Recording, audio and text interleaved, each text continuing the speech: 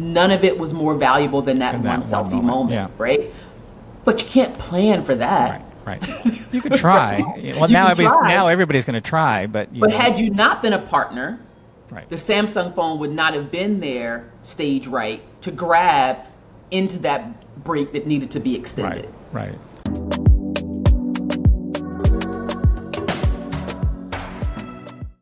So today I have a leader in events industry. Her journey began at Time Inc., where she built the global events team and transformed live events to a profitable business.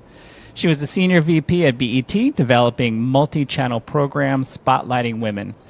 Then the senior VP at IMG Endeavor, where she launched 5 new experiences in 8 months. She's currently heads up SHB Enterprises. Welcome, Staci Hallmon. Thank you, Mark, for having me. It's so great to have you. We were just saying on the phone prior that, we have so many people we've connected with and cross-referenced through the years. I mean, it's been years, but I don't think we've actually started talking together since the last year, right? I mean, just now, and we're discovering more as we go down the road. So it's definitely a cross-pollination in so many different ways. For sure. So definitely want to get started. I want to discuss how you got started. I know I mentioned Time Inc., but I'm sure there was stuff before that, and then you're one of the leaders in events. So I want to talk about how you got to that point. I never know where to start this story because I feel like I have been in some type of production my entire life. I literally started dancing and when I was 2 years old. There was a dance program in my community. I'm from Camden, New Jersey, called Sydney King. And if you were a young girl in Camden, you went to Sydney King as that's how you checked the box that you actually were, could dance. And so I thought from a very young age that I was going to be a dancer. I idolized Debbie Allen. I watched everything she did. I studied her moves. I was ingratiating myself in her family story. Everything about her just was incredible to me. And at the time, there was a summer program that would happen each year in my community. It was an arts preparation program, and we studied music, and we studied instruments, and we studied song, and we studied dance, and we studied acting and theater. And I loved the dance part, yes. I would sometimes do some of the acting. But then what I really, really loved was sitting in the audience and watching the directors bring it all together. Right. That for me, at a very young age was I just want to sit out there and do that. And I would get in trouble sometimes because I was supposed to be changing for another scene or something. Right. And I would always find my way to sneak out into the audience area where the director was really calling the show. And so I went to school and studied theater and drama with a concentration in directing. And what was interesting about that at Spelman is we were not allowed to do the thing that was our concentration until we did all the other things. So I couldn't direct a show until I had studied lighting, studied makeup, studied costuming, studied stage design, studied producing, studied acting, all of those things. And so when you got into the seat of directing, you knew what it took to actually do those things. And so you weren't, in the middle of a show saying, no, I want amber down lighting to fall on at this moment, if you understood how the Fresnels were laid into a production, right? So, I didn't know you knew all this stuff, right? There you go. So all of those things, again, I got a chance to pull it all together. And then I entered the music industry fresh out of college and had no idea what I was doing and or how I was going to bring it all together. But I got a chance to, again, watch masterful people at their craft. I worked for Perry Pebbles Reed. I worked for Usher. And then I left Atlanta and moved to New York. And I started to work in publishing.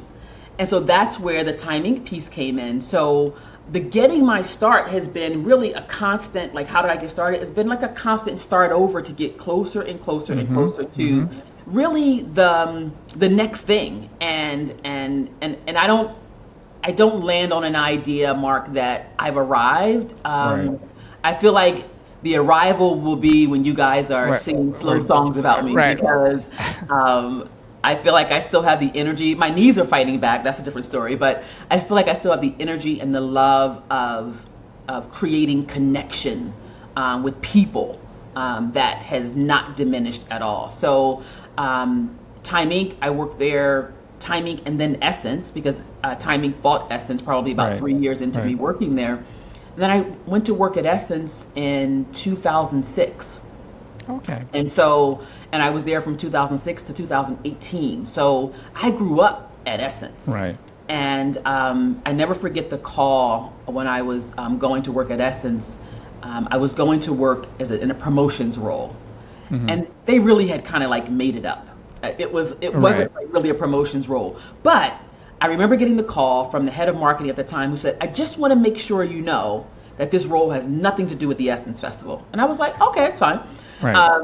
And then a year later, I was working on the Essence Festival, in a year or two, like running it all, right? So once you get in, you're in.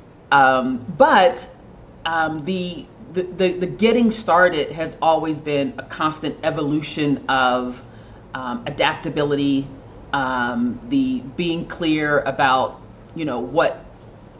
being okay actually with being uncomfortable, but being clear about what next could look like. And then doing that in partnership with people, right? So there has never been a Staci show.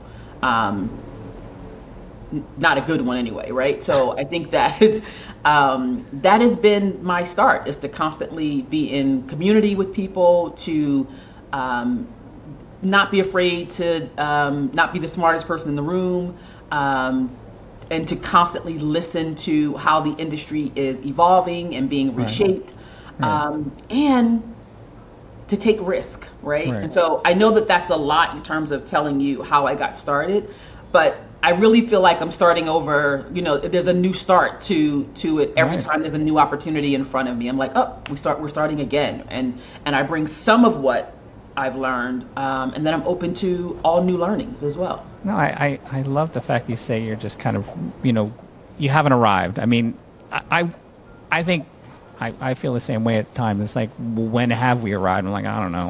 When I'm dead, I guess. I don't know. I mean, I look back, I'm better off than I was before. Certainly. Somebody had says, like, look back. Don't be so hard on yourself. Look back at your 17-year-old self and see where you're at now. Would they be proud of you? I'm like, yeah, maybe they would, I mean, that's one way to keep it in perspective. But I love the fact that you were part of theater. I didn't know that. I always thought of you as mostly corporate sponsorship and developing the program. But it makes sense completely because, I come from a theater background. A lot of people in events come from theater backgrounds. So I think the fact that you understand, because what we do, I think, in events is theater. It's corporate theater. I remember when I started in theater and I realized it didn't really pay much. As I wanted to be a set designer. I came to New York to be a set designer. I was like, I can't survive in this. And I, too, went over to publishing because the idea of doing events was kind of the same, in many ways the same, but it actually paid better. It was like, and it was much bigger, and it didn't really have any rules. Yeah. But if you can bring that theater into it, where you're talking about the lighting. I mean, we were just at that festival and just finished a tremendous amount of lighting, and that nobody really understood. I had a person who was a lighting designer, and she's like, give me this, I'll take it. And I was like, and it showed, working with just the partners there, you can at least speak their language. For sure. And that's huge. And oftentimes, if you don't have that background or that understanding about something like lighting, you don't think about it. You don't, right? And so you would be mad if you saw it as a line item in a budget because it's not important to you until you see lighting done well and done right. Then you're like, I need lighting. The world. I need good lighting. Absolutely. Right. I mean, we were doing a thing just on wellness. I'm like, the only way to get the calming effects in a convention center was lighting. It was the only. Where's drape and everything and wispiness and some soft music, but that lighting changed everything. Absolutely. And I think you deal on the sponsor side, and sometimes you just got to have to guide them too. Hey, from a theatrical, I know you're trying to make, experience for people, but it is the experience that you're trying to create. and all of these pieces make that experience. Absolutely. It's actually only the experience. Right. If you don't, which is why I love that, in the last 10, 15, 20 years, I guess, I have a horrible concept of time. But the fact that it's called experiential marketing now is so important because it really is about how you make people feel. Right. And that is the core of everything that we do, right? And so even from being at the head of like a revenue generating business vertical that's tied to sponsorship, I've had more sponsors come to me and say, thank you for not letting me waste my money on X, or not letting me waste my money on Y, or we were going to spend $20,000 to put stickies on the pavement so that people, from the moment they enter the city, they feel like they're walking to our experience. And I said, that's great if there were 1,000 people in the city, but when you've got 100, 200,000 people in a city, that's trash after a day and a half, right? So do you want to make that investment? And so, but those are the types of things that we get to when you have a holistic understanding of creating experiences, I get to sit in a seat and say, this is going to be the best investment for for what you want the audience to experience.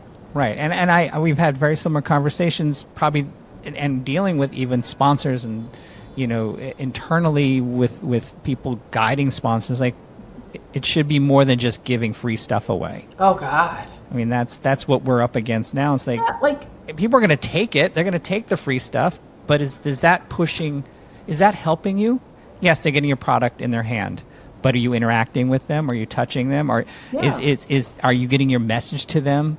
And then if you understand the whole experience, you can say, well, let's do X, Y, Z. And they may not even know, the guest might not even know what you're doing. I mean, they're just like, that was fun. Let's do that. It's like, and then they walked away with something. Oh, and by the way, you got a free item that you might purchase again. That's right.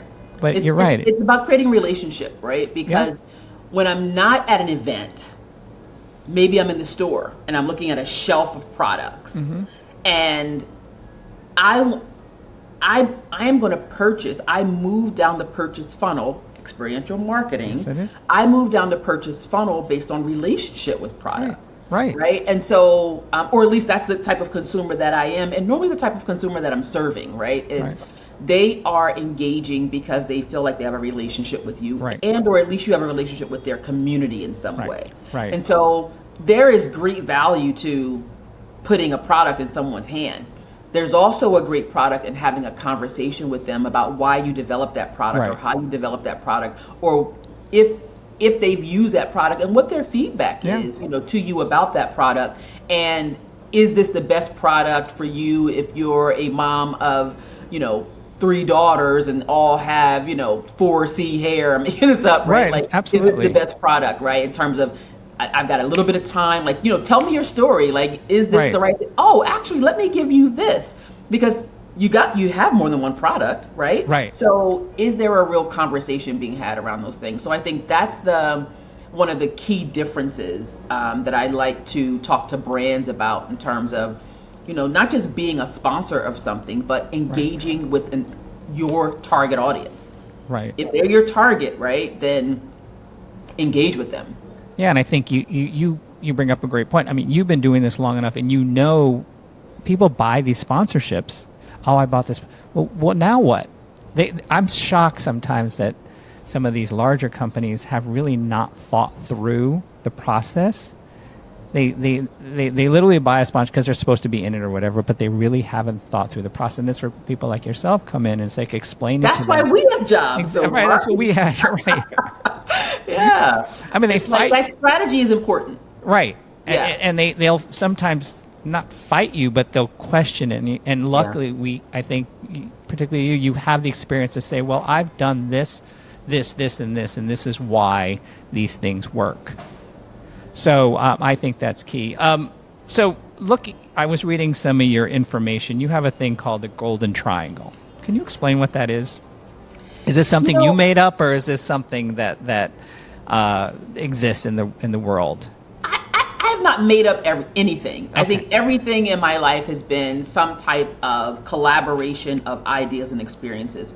But what I call, when I tap into the golden triangle, it's about, can we have community, right? And community sometimes is people and environments that create impact, whether it's government, whether it's social action, right? So community. And then you need people, audience, and then you need business. So when those three things come together, and especially in the experiential marketing space, we see the breadth and the elevation of any opportunity when you can bring those three things together.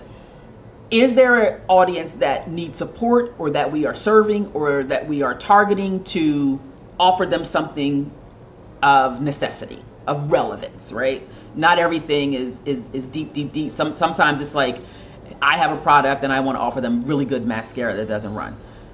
But then that's the business side, right? Right. I have a product that I believe is a solve for something you may need, whether it's laundry detergent, whether it's comfortable shoes, right? I have a product that is solved for this community. So that's part 1 and 2. And then how are we as a product and an audience also creating impact in a community around that? That way, I'm not just serving me as a consumer with this product. I want to be in relationship with a brand who is also going to support my community. Gotcha. Are you offering college scholarships? Are you offering workforce development? Are you offering youth training programs? In something that lets me know that you also have you respect and appreciate the value of my investment in your company, right, that it comes back to me in another way. So it may not directly impact me, but can it impact my community so I can feel good about my purchase? Right. So that's the golden triangle for me, is that there is impact and social engagement, there is an audience that is being super served, and there are brands who are committed to doing it. Right. So now you have your company now, which is kind of a culmination of all the places you've assisted and worked at, SHB. So is that the core? Would you say that's the core of your business? It is. We are a strategic firm, right? So people come to us when they say, we've been in the experiential live events, or more importantly, they say, we've been doing live events. Right. It's not effectively operationalized nor monetized. Right. And we are now prioritizing this as a business vertical. Right. So how do we make this a business? Or they say, we see that live events can be a business that we can play in. Can you help us develop a strategy that really allows us to feel like we have a right to play, we have a go-to-market plan, and we have an audience who, and how do we serve this audience that we already have, that we know we have the potential to grow? So if you are prioritizing live events or experiential as a business, but you don't know how to do it, give us a call, right? Because that's what we love, and it's all insights driven, right? There's certainly some feeling and some experience in there too, but ultimately you're looking to engage with people, and we have evolved so much as a people. If you just take since 2020, going through a global pandemic, the way in which people engage live now, or even online, right, is very different. And there's been an incredible acceleration in terms of wanting to do it all. There were some audiences who were like, I'm not really into the digital thing and the social thing. Which, that's me. Like, I'm so unsocial in a digital platform. But live, I'm your girl, right? Yeah. And then there are but those people have now accelerated into digital platforms in terms of ways of engagement, because you had to learn that. And so it's not as if I didn't learn it. It's not something that I love, but I know how important it is to an ecosystem of engagement for live events. And then there are some people who, I went to a concert maybe in 2022 when things were just starting to open up. It's at Madison Square Garden. Ooh. And I was going because my favorite all-time group of all time is New Edition. And as a young kid, I saw New Edition every time they came through Philadelphia. Every time, didn't miss them. But as an adult, I saw New Edition from the side stage at shows that I was a part of producing. And I was still a fan. but I couldn't be. So I would be in elevators or in green rooms with Right, them, working. and I would literally like hand shaking, foot shaking, like I love you, but you could, you Right, couldn't say right. that. But the point I'm making is they were headlining the show, but Charlie Wilson came on like right before them, and because I'm a production and an events person, as a part of, and if you've ever seen Charlie Wilson, he is phenomenal, right? But he says, how many of y'all, is this your first Charlie Wilson show? And the crowd goes wild. Like, and I was like, how? Like, how have you not seen Charlie Wilson? But then I realized this is an audience of people who had not prioritized the going out and the concert going and the live music in a way before that. Now, this is the audience. This is it, yeah. And so if you've got the show for the people who have seen you 30 times, and have not incorporated the show for the people who have never seen you, then you're going to be at a deficit. So I say all that to say the evolution of our business is based on our audience. Yeah. I mean, you absolutely. And even for us, I mean, we were finished the last project, and we have to appeal to such a, particularly Essence Fest, you got to appeal to such a wide audience. The South, where people in the South, you have the older, you have the younger. It's very different than Northeast, and I kind of educate the team ahead of time. It's like, this is what it's slightly different than what you may used to, but this is how we have to show up. It's their world too, so you have to act accordingly. So no, I completely agree with you, and I think, like you were saying, technology. We've all had to embrace it if we like it or not. I think even in stupid little things like QR codes, pre-COVID, nobody knew what they were until you all of a sudden had to order your dinner with a QR code. Yeah. And now it's human nature, because before we wanted to get some digital stuff. It's like, download it on your phone, and it was a whole thing. And it's like half people couldn't do it, but we have to capture this data too, because we have to prove that what we've done is measurable. Now I can put QR codes and nobody has a problem with it. The technology it's so easy now. And that word you use, measurable, is where is the number one thing that we work on in our business. Right. We get clients all the time, and when I tell you they've got amazing ideas of something that could be really cool. Right.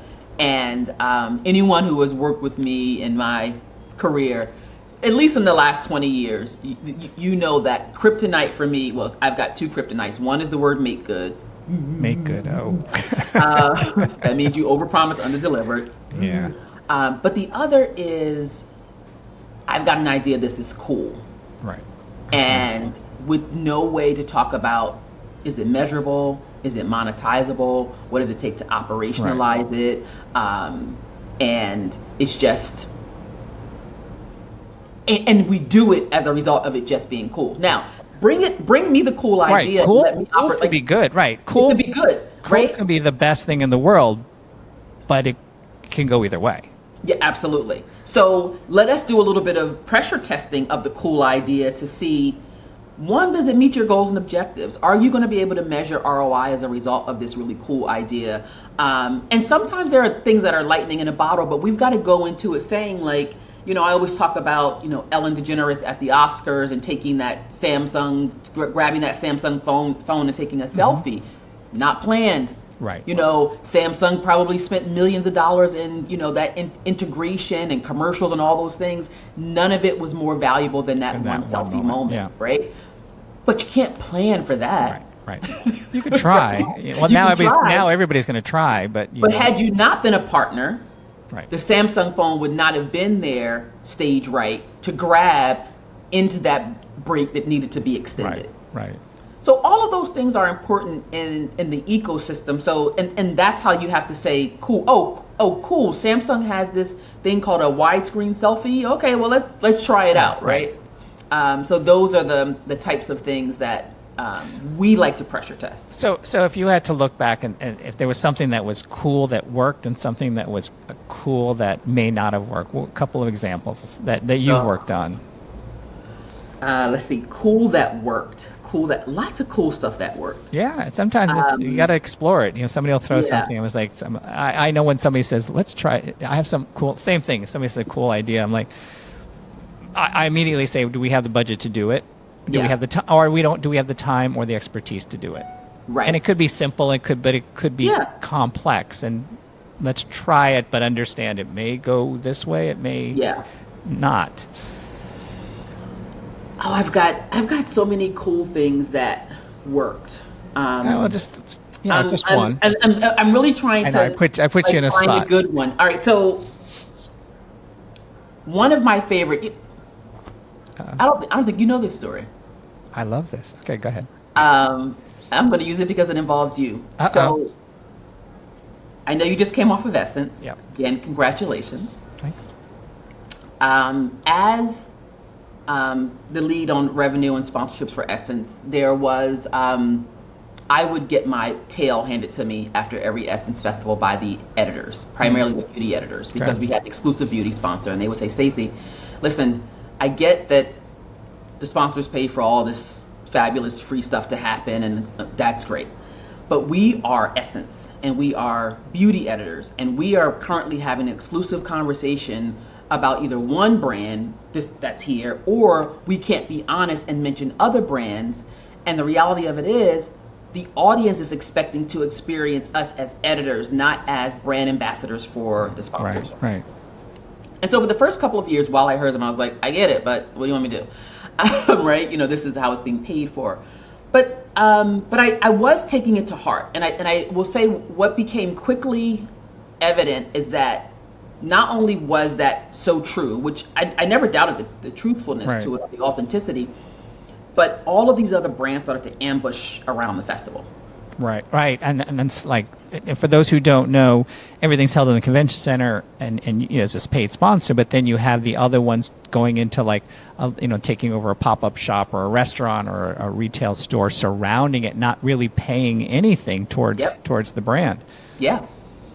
And so I had been having conversations in our leadership meetings to say, we've got to uncouple this exclusive deal because it's really hurting us as a brand, right? Like the audience, in fact, the brand that was there exclusively, the audience was like, they don't even have products for this natural hair movement that is taking, right? And so we started to talk about internally how to uncouple it, but there was such a fear around what we could then create, how that brand would show up across the ecosystem of Essence, right? Because it wasn't just the festival, right? That they were in fact the largest advertiser, and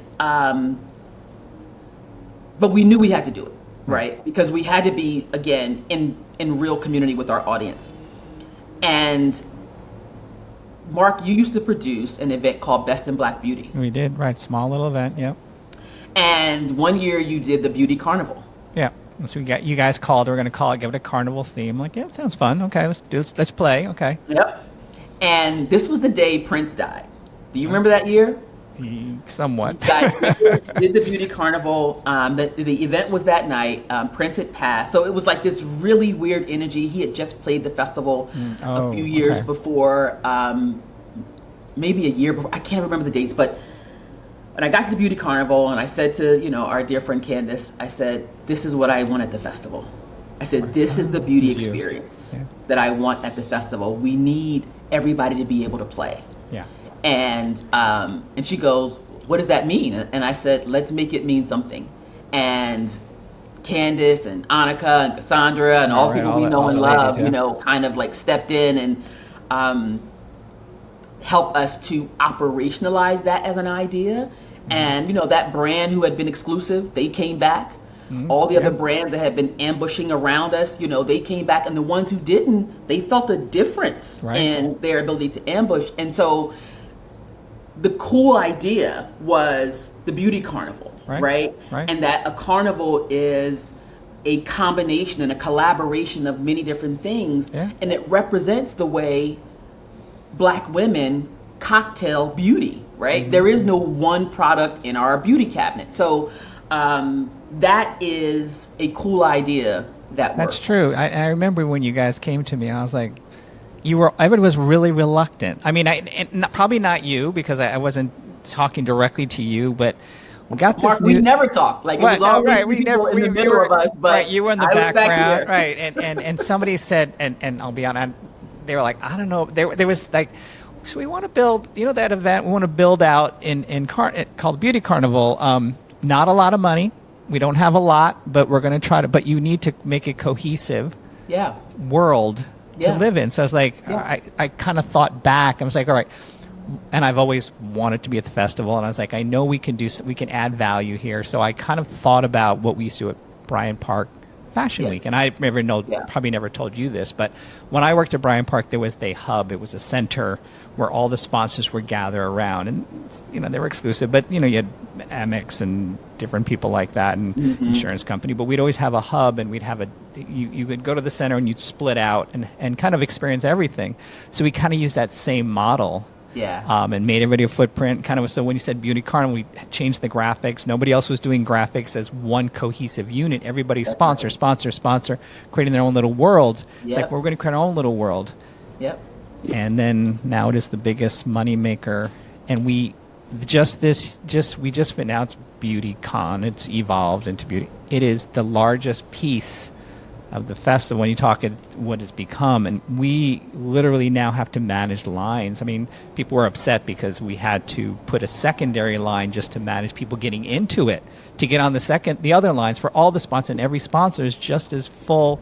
And there's times we actually had to call in the New Orleans police who were on site to control the amount of people and just for their own safety. I was like, I can only contain so many people at one time. Yeah.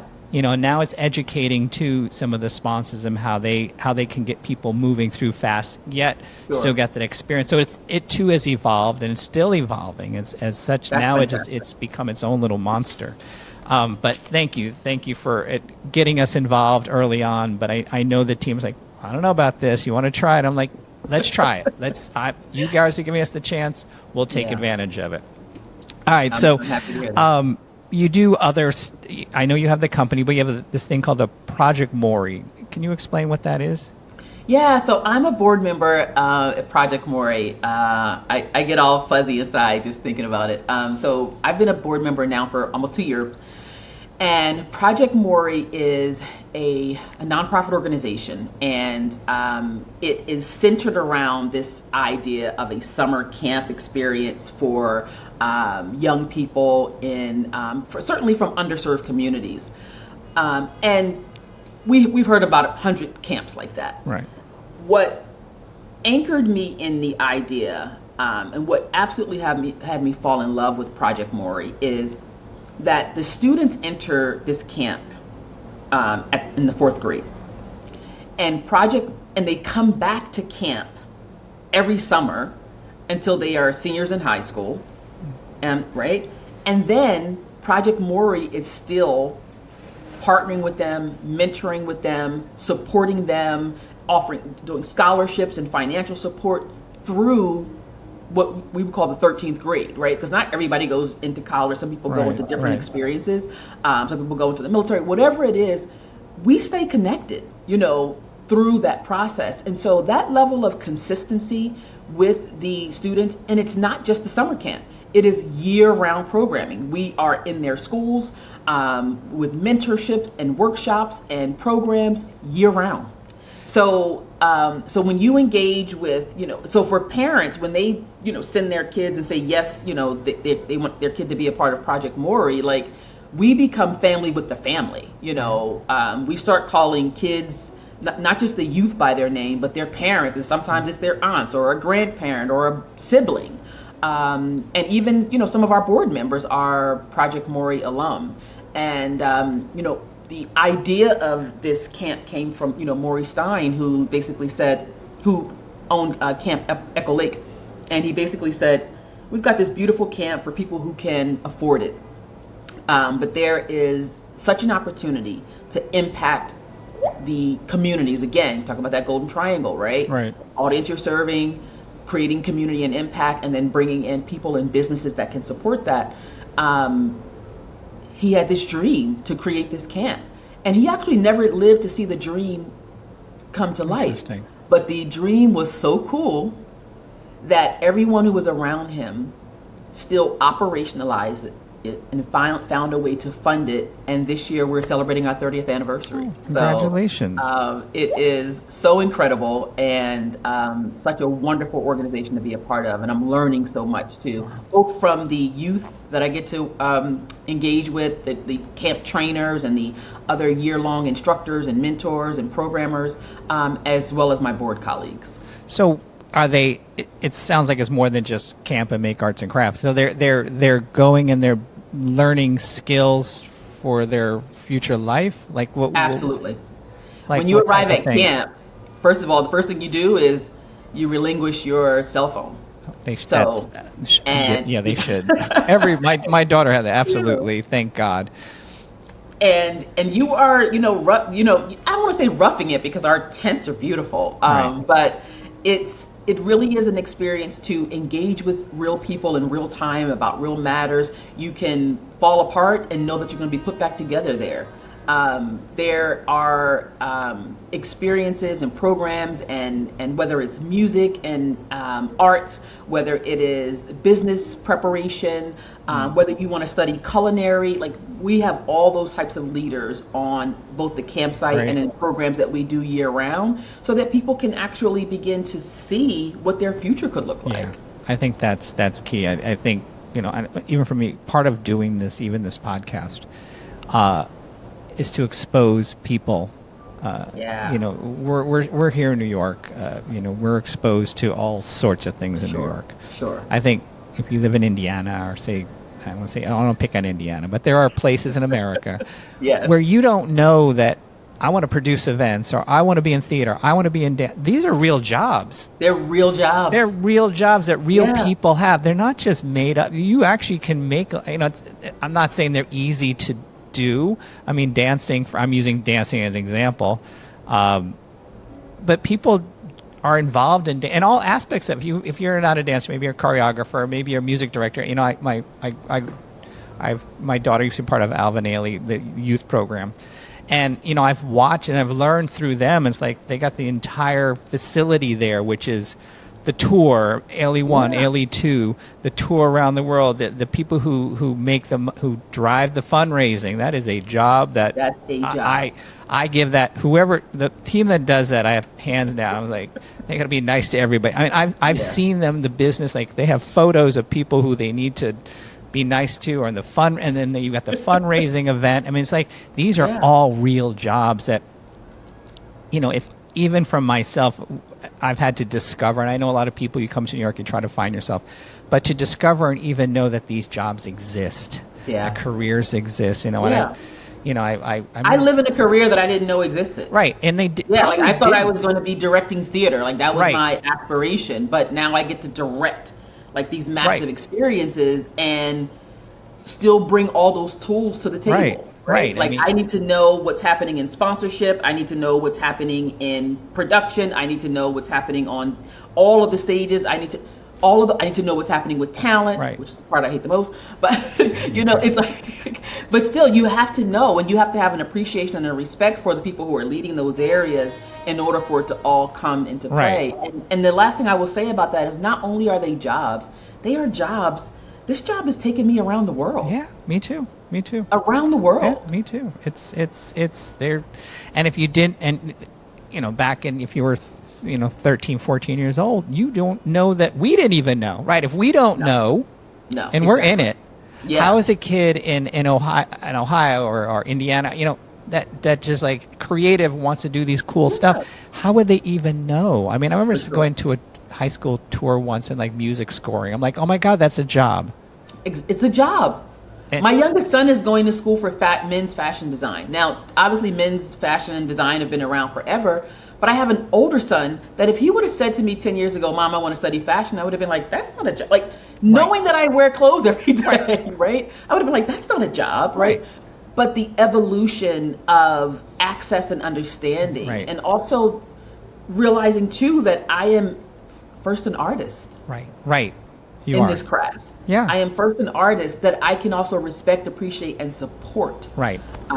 it differently. Right. And I think going back to your project, Maury, to know that there are real people doing this, like it's not just Pharrell over at, Louis Vuitton. He's so, that's, all right, we may never get over there, but when you can put somebody with somebody who's actually doing it, and there's hundreds and thousands of people who are actually involved in it, that, that still can be, helpful to you and open your eyes. Like you were saying, when you want to be a dancer, but you wanted to see what was happening backstage.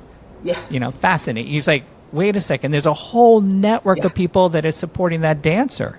From lighting, sound, tech, same thing with me. When I remember going the first time I came to New York and I went to Radio City Music Hall for the Christmas show.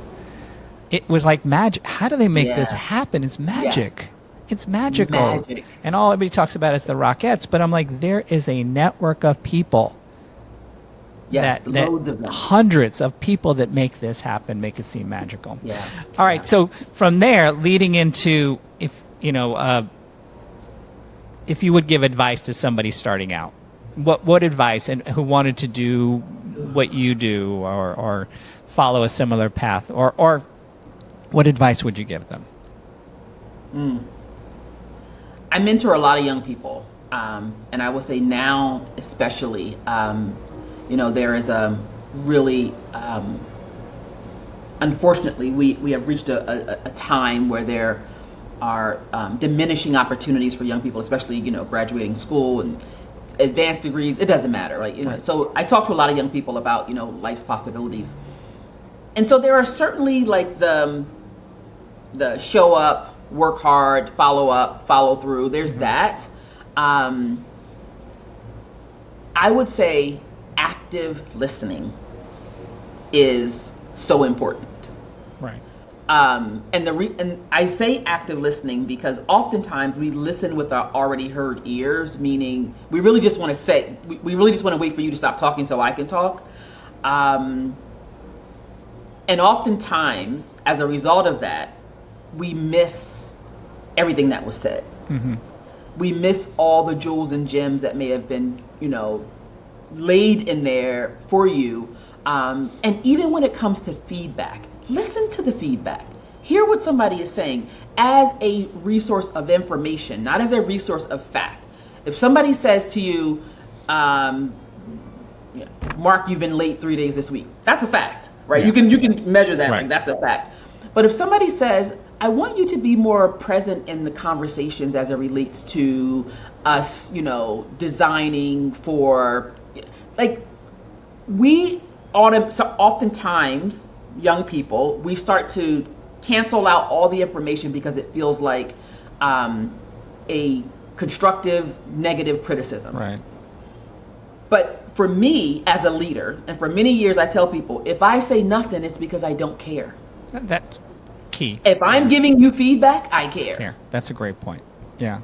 So listen, pay attention, and really extrapolate the information that's in there for you. Maybe it's not. Maybe I saw something in you one day and I'm giving you feedback based on one day. That's not your whole experience. Right. It doesn't mean I'm right, you're wrong, you're right, or it doesn't mean either of us are right or wrong. It just means there was information in there that fed my opinion of that moment. Right? And so if we cancel all of it out and refuse to listen and to just hear, we often miss the opportunity. And on that listening, I always say to people, feel free to record me, because oftentimes I am speaking from a place that is spirit-led, and it's just for you, and I may not remember what I said. So if you ask me a question, be ready to write down the answer and or record it. I'm fine with you recording it, but I don't want to repeat it. Got you. No, that's huge. And I, even I was talking to somebody the other day about pre-COVID, we'd go into these meetings in person. There was a client, and we haven't been in person in years. Yeah. And I offered the other day to come into their office and do feedback. They thought it was this novel idea. I was like, but when even in person, I was like, I'm going to get information that your body movement is going to tell me something too. That's right. You can't hide. You can't hide with your screen off. You can't. I want to see. I want you. I'm going to get real feedback real fast on things that you're not necessarily saying, Yeah. either good or bad. If Absolutely. somebody, they're like, oh, I get it. I like, it's like, or you put your phone, it's like, I'm all for, let's revisit these meetings in person for Mark, 5 we're people. theater people. So we're used to getting feedback after Right. every run through, every Right. rehearsal. Like, we don't run from it. We're like, feedback, yeah, bring it Feedback. on. Like, Yeah. how do we tighten this up? Yeah, I mean, it's not always fun, but it has to be. In order to be better, you need to get that feedback. Certainly. So I'm going to turn that around now. Let's now, we've talked about younger people. So now if a client comes to you or somebody comes to you, what advice would you give them to help that you could, I always get this wrong. What advice would you give them so that you can help them more? Remember what you hired me for. Okay. Which would be what? Which would be It depends, strategy? right? Like, okay. Why they came to you? Yeah, if the best working relationship we will have is if we all get to effectively play our roles. Right. If you hired me to develop a strategic operations plan that can be monetized in an experiential space, then let me cook. Let you cook. Let you do your thing. And be open, right? And be open. Like, with feedback, we can talk about it. But at the same time, then don't ask me to do, and I don't mind sweeping floors and cleaning bathrooms. Like, I'm not saying that. But I also know what I'm really, really good at. Right. And so I also don't pretend that I'm good at things that I'm not good at. Right. So, and that's what I really mean by let me cook on what I do. Because I will actually say, hey, these 5 things in the opportunity, that's me all day. These 3, I'm going to bring somebody in to support some other subject matter experts to support that. So that's one of the most important things, I believe, is like role clarity. And that's in client, corporate, any, if you brought me in to do something, let me cook. Right. And then also be honest about your threshold to succeed and fail. That makes sense. Because I don't know if everybody always knows that. Do they? Do they know their threshold? I would say let's not go to phase 2 if you don't have at least a benchmark of that. Got you. Right? Because for me, I could say your benchmark for success is not realistic. Right? Interesting. And not realistic for the expertise that I have. Now, there's someone else who may feel like, oh, that's all you need? We got you. Give me an example. Sorry, just because I want to be able to, if for somebody's listening, I think I get what you're saying, but give me an example of what that might be in the real world. So remember, I always see live events as a business. Yes. It's always a business for it's me. A business. Like, it's a business for us, yes. But it's a business that is targeted to audiences. Yes. So the people sometimes with the cool idea, their idea is, I'm going to get into this business and make a ton of money this year. Gotcha. And all businesses need a starting point and a growth trajectory. Right. And oftentimes, clients will say, no, my friend did it, or I saw this company do it, or this happened. You saw it on social media. The news. I saw it on Insta. Right, saw it on Insta. Yeah. TikTok. And so I should totally be able to do it. Right. And I know that those are not really ripe environments for my expertise, because my expertise is industry driven, right? So I'm always going to look at industry norms, industry insights, industry trajectories. And if yours is all lightning in a bottle, a methodology, I don't know how to operate there. You know what I mean? So I've, there are things that I've taken on. I mean, there are things that I've said, this is not right for me, or there are things that I've taken on to say, probably should have gotten a little more clarity on what some of the thresholds were, and things like that. Right. So, I get it. Okay, cool. So this has all been amazing. So how would people follow you and kind of engage you if they wanted to do their own events and needed some strategy? How would they reach you? I would say email me first. I am on social media by way of somebody sent me something to look at because it may impact some research or information or, whatever. So, and, I don't even know what I am on Facebook. I think on Insta, I'm Staci Hallmon, STACIHALLMON, with a space in between. But the best way to reach me is email, staci@shbentgroup.com. All right, we'll put that in the notes. Is there a website? No. No, Of course all right, not. well, then just email. It's even better. You just give the email out. People just email you directly. Yeah, email me. Hit me up. All Let's right, talk all right, about it. all right. Be careful now. Okay. No, it's all good. Yeah, All right. we've been at this for a little bit of time, little over a year now, and it's been all word of mouth. Yeah, yeah. Right? No, So, that's which the is best why way. reputation matters. Yeah. No, like I Yeah. said, there's so many people. You're just kind of like an industry, I don't want to say veteran, but people know who you are just based on all the things you've done and what you've created. So those who know now after listening to this, they could just email you directly. So see what happens. All right. Well, Staci, thank you so much. This has all been amazing. I learned so much, just things I didn't know about you. And we'll continue, chatting through the rest of the year and all the new projects you have going on. Well, thank you.